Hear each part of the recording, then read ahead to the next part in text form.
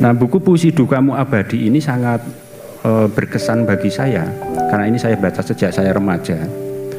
Puisi-puisi ini kan ditulis tahun 67 dan 68. Ini saya mau memberi tafsir sedikit. Pak Sapardi nggak usah ikut campur tangan ya Pak ya.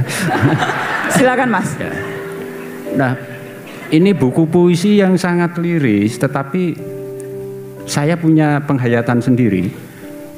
Puisi-puisi ini lahir persis setelah tragedi tahun 65. Kalau kita membaca buku puisi ini sama sekali tidak ada petunjuk mengenai peristiwa politik yang terjadi.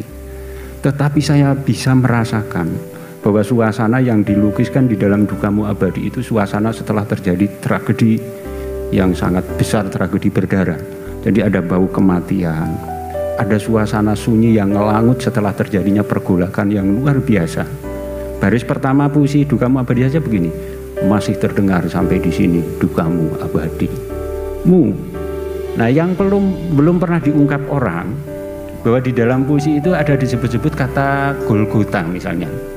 Jadi saya mempunyai tafsir bahwa tampaknya puisi ini ingin menunjukkan bagaimana tragedi penyaliban Yesus itu juga terjadi secara massal di dalam peristiwa tahun 65. Ini sangat terlukis di dalam puisi-puisi ini menurut penghayatan saya. Saya pernah membuat tafsir terhadap serangkaian puisi Pak Sapardi lewat cerita pendek saya Laki-laki Tanpa Celana. Di sana saya menunjukkan melalui teks-teks puisi Pak Sapardi bahwa memang ada tragedi, ada trauma di sana yang baunya itu bisa saya cium di dalam puisi-puisi beliau.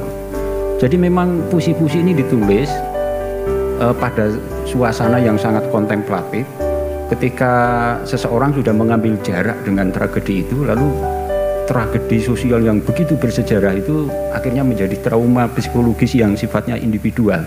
Jadi kalau saya baca ulang ini bau kengerian itu masih ada. Nah, makanya puisi ini menjadi sangat menarik karena tidak ditulis dengan nada yang misalnya berkobar-kobar, tetapi malah justru menjadi lebih mencekam. Saya sangat ngeri kalau membaca Dukamu Abadi. Sangat ngeri Mas? Sangat ngeri. Bacakan sedikit saja. Oke, saya bacakan sedikit ya.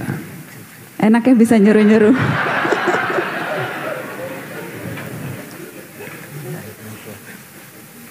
Ini masih ejaan lama Mbak Nana. Enggak apa-apa Mas. Ejaan lama, wah sangat berkesan. Beruntunglah saya memiliki. Memiliki buku hasil curian ya. Kapan-kapan mau saya lelang ini. Jadi puisi pertama judulnya Prolog. Prolog. Okay. Jadi puisi pertama. Kita membayangkan sehabis terjadi tragedi 65. Mungkin penyairnya tidak bermaksud begitu, tetapi tidak apa-apa. Pak Sapardi tidak ikut campur. Ya, tidak ikut urusan saya sebagai pembaca. Ya. Masih terdengar sampai di sini dukamu abadi. Malam pun sesaat terhenti, sewaktu dingin pun terdiam di luar langit yang membayang samar. Kueja setia, semua pun yang sempat tiba. Sehabis menempuh ladang Kain dan bukit Golgota, sehabis menyekap beribu kata di sini, di rongga-rongga yang mengecil ini. Kusapa dukamu jua, yang dahulu, yang meniupkan jarah ruang dan waktu, yang capai menyusun huruf dan terbaca, sepi manusia jelaga. Itu puisinya. Jadi kita kasih tepuk tangan dong. Puisi Sapardi dibacakan oleh Djoko Pinurbo. Saya ingin tanya yang membuat interpretasi tadi mendekati dengan apa yang ketika itu Bapak pikirkan pada saat menulis? Bukan hanya mendekati, melompati gitu coba. dan itulah saya katakan tadi, tafsir itu jauh daripada apa yang diketahui oleh si penyair tentang bacaannya sendiri gitu. Kalau saya boleh menjelaskan ini, mungkin saya akan menjelaskan dengan cara lain. Tahun berapa? 67 dan 68 itu kan berarti umur saya 27 dan 28 tahun. Menurut teori yang mungkin tidak saya percaya, ya. Jadi pada umur-umur itulah orang itu untuk pertama kalinya sadar bahwa dia akan mati. Ya. Ini pernah dikatakan oleh Jean-Paul Sartre. Ya. bukan ini, tapi satu Albert Camus pernah mengatakan itu. Jadi pada tahun-tahun itu orang itu mulai sadar dia akan mati dan dia akan mulai seperti itu. Dan mungkin ini yang saya lihat. Ini kan banyak sekali mengenai kematian di segala macam itu. Jadi saya dalam keadaan yang sangat-sangat ada sajak saya yang betul-betul ini takut sekali, takut mati. Tapi hasilnya seperti ini. Bukan kemudian saya membuat sajak-sajak yang mungkin menyebabkan Anda nangis, bukan. Saya mengambil cara dari ketakutan saya akan mati itu, dan saya menulis sajak-sajak yang seperti ini. Itulah sebabnya tadi mungkin dikafirkan lain, dukamu-munya itu besar. Nah, bagi saya ini Tuhan kok berduka terus sampai sekarang, ya. Dan melihat umatnya seperti ini, apa enggak pernah mau jadi beres kita ini gitu loh, kira-kira seperti itu. Dan kemudian ditambah dengan ketakutan akan kematian itu tadi. Dan itu saya kira penting sekali menurut saya yang mendasari puisi saya ini. Beberapa mungkin yang di antara buku saya yang paling banyak dibicarakan adalah ini, dan banyak sekali tafsir itu bermacam-macam, ada dihubungkan sini, dihubungkan situ gitu. Dan saya senang sekali, dan saya kira memang puisi harus begitu. Ya, seperti tafsir Jokpin tadi itu sangat saya hargai, sajak yang pertama tadi, prolog tadi. Dan saya menganggap ketika ini dikumpulkan, saya merasa ada semacam benang merah dari satu sajak ke sajak lain.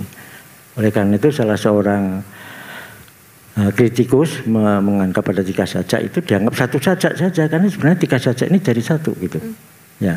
Meskipun saya tulis secara terpisah gitu, ya. Jadi satu rangkaian. Jadi betul-betul tergantung interpretasi siapapun yang membacanya. Betul. Ya. Baik. Bicara soal korupsi, soal pilkada, soal pemimpin, soal penguasa Jakarta atau yang mau jadi penguasa Jakarta, soal-soal itu menarik dijadikan syair tidak ya, Mas Penyair? Iya, saya ini kan terbiasa menulis hal-hal yang remeh, celana, kamar mandi dan sebagainya. Jadi kalau tiba-tiba harus berbicara mengenai pemimpin itu rasanya berat. Tapi saya masih menyimpan rasa penasaran terhadap ini soal pemimpin ya.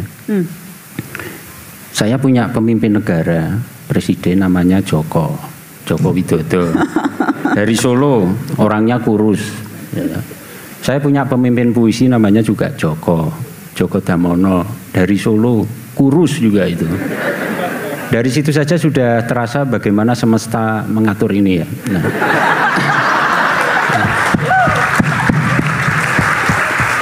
Masih ditambah lagi, saya memiliki diri saya sendiri. Namanya Joko Pinurbo, kurus, berasal dari dekat-dekat Solo. Ya kan? Nah, saya lalu teringat salah satu puisinya Pak Sapardi, yang fana adalah waktu. Jadi saya merasa yang fana adalah Joko. Najwa abadi. Kalau tentang Ahok itu saya ingat puisinya Wiji Tukul. Wiji Tukul kan puisi yang paling dihafal oleh hampir semua aktivis, itu kan hanya ada satu kata, lawan. Saya teringat Ahok. Hanya ada satu kata yang benar-benar menohok, Ahok. Hanya ada satu kata yang menohok, Ahok. Pak Sapardi, situasi negeri menarik untuk dijadikan karya? Selalu menarik, ya, selalu menarik. Tapi karena puisi itu pendek dan saya tidak bisa banyak cerewet di situ, saya nulis novel. Ya. Kalau Anda membaca novel saya yang judulnya apa namanya? Yang baru, Suti? Trilogi Sukram, Anda akan tahu. Saya protes keras terhadap segala macam. Yang namanya pengarang telah mati itu tahun 1964. Kemudian yang 1998. Kemudian yang pengarang belum mati itu 1964. Itu kan peristiwa penting. Nah, kemudian yang ketiga itu ketika terjadi pemberontakan di mana namanya Sumatera Barat itu, ketika Datuk Meringgi melawan Belanda itu. Jadi kemarahan saya itu saya sampaikan dalam cerita-cerita semacam itu. Tapi ya jangan percaya saya, pokoknya baca aja lah. Nanti kalau pulang ke Gramedia kan ada buku saya itu. Ya. Itu dibaca bener-bener. Ya, jadi cara saya marah itu begini. Pada buku yang ketiga itu saya jadikan Datuk Umeringe itu pahlawannya. Bagi saya dia pahlawan. Yang Sontoloyonya itu, ya, itu pacarnya Siti Nurbaya siapa? Samsul Bahari itu kumbal banget satu itu. Ya, dia kan antek Belanda dan segala macam itu. Kenapa tidak di pahlawan? Sedangkan si Datuk Umeringe ini kan pemberontak. Dia berkeliling dari surau ke surau untuk mengumpulkan orang-orang Islam dan melawan terhadap Belanda karena tidak mau bayar pajak. Nah kalau gitu dianggap bajingan itu kan susah. Nggak bisa dong. Saya jadikan pahlawan di situ. Itu cara saya melawan itu. Jadi bukan dengan cara marah, bukan itu dongeng, itu dongeng. Jadi dongeng. Jadi dalam cerita itu Datuk Umeringe itu adalah pacarnya Siti Nurbaya itu. Sama sekali berbeda. Itu cara saya menafsirkan masalah-masalah politik di negeri saya ini. Kalau yang dialami yang terjadi sekarang, adakah penafsiran khusus ala Sapardi? Oh, saya sedang nulis 2 novel, tunggu ya sampai akhir tahun harusnya. Anda akan kaget.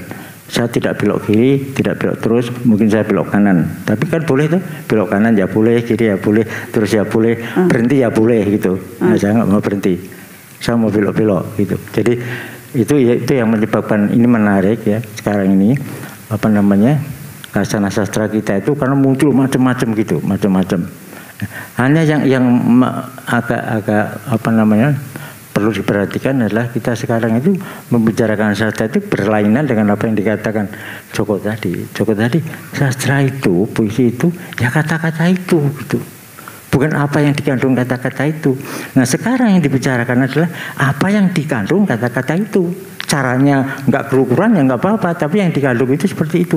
Nah itu yang bermasalah. Itu bukan sastra bagi saya. Itu masalah besar, ya. Karena sastra itu adalah cara pengucapan seni kata yang namanya verbal art ya, seni kata yang memang berbeda dengan yang lain gitu. Bahwa isinya berbeda-beda kita bisa bertengkar, tapi cara itu yang paling penting. Cara yang paling penting. Boleh kita kasih tepuk tangan dong untuk Pak Sapardi?